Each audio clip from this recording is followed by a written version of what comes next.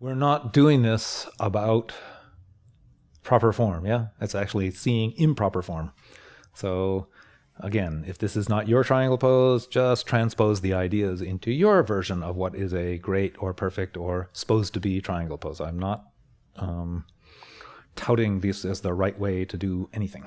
All right, so come ahead over your thigh and come into the pose. It's fine to put your hand on the ground if you want to, because we want to see what happens. This is so typical of a beginning student who is wanting to, whoa, your hands are cold, wanting to emulate the teacher and wanting to be a good student, wanting to be as flexible as the other people in the class. These kinds of motivations lead people to do things that are not true to their bodies and themselves.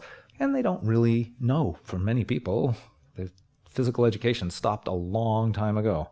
All right, so there's a lot of things going on with this pose. Come on back up again. Stay in the triangle position though.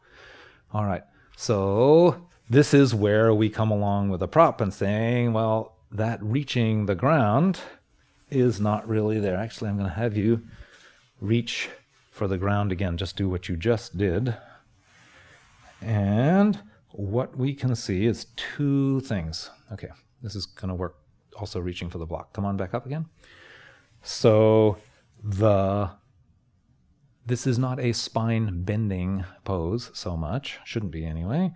So the question is, how much can the pelvis tilt to the side to allow her to go sideways? So if you watch my fingers as she goes into the pose, go ahead. See how my fingers have stopped tilting?